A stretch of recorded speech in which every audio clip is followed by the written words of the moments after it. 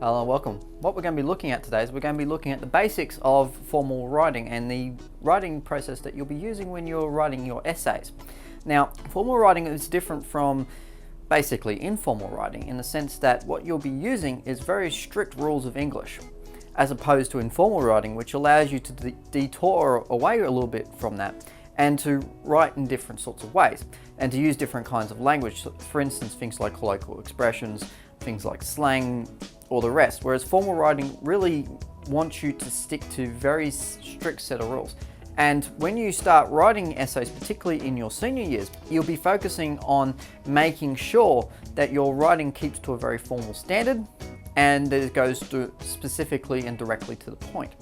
So let's go through just the basics of it first. Formal writing is basically what you should be looking to achieve. And there are a number of qualities to formal writing, which is what we're going to outline in this video.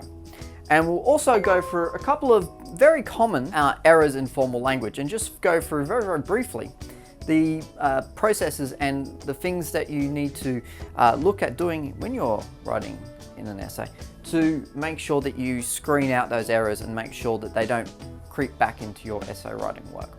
Okay, so first of all, we're just going to look at the perspective in which you write at. So your perspective should be impersonal and should be objective. Now I'll explain all of those terms. Now, third person you'd be probably familiar with from your narrative writing, which is basically that you're not involved, which means immediately you're not using the word I. The second thing is it's impersonal, so it's not related to anything to do with you or anyone that you know. And finally, it's objective, which means it should be, technically speaking, free of bias. Now you might be wondering, okay, well, if I'm doing an essay where I'm using my opinion, wouldn't that be not objective? Well, there are ways around it, and we'll go through those in a little while. But basically, that is the main aspect of formal writing that you'd be looking at, is particularly the third person and the impersonal side. So really what you should be trying to do in constructing your argument is distance it from you. And as I said before, even if you're putting things in there that are your opinion or are not necessarily supported by fact or are based on your interpretation, then these qualities still apply to your writing.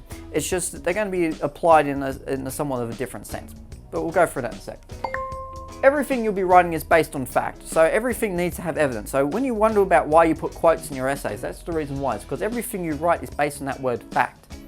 And what you're constructing, your interpretation, is based on facts in your stimulus text. Now remember, what your discussion is about is not so much the stimulus material as such. That's used for your evidence. What you're discussing is the ideas that are being presented to you in your essay question.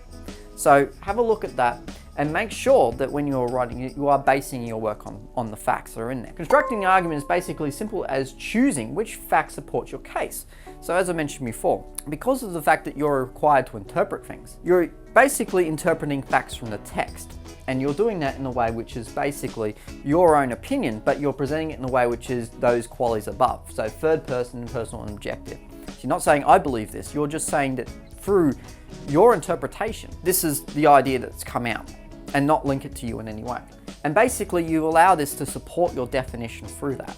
If I use a quote from the text, I'm not using it in isolation.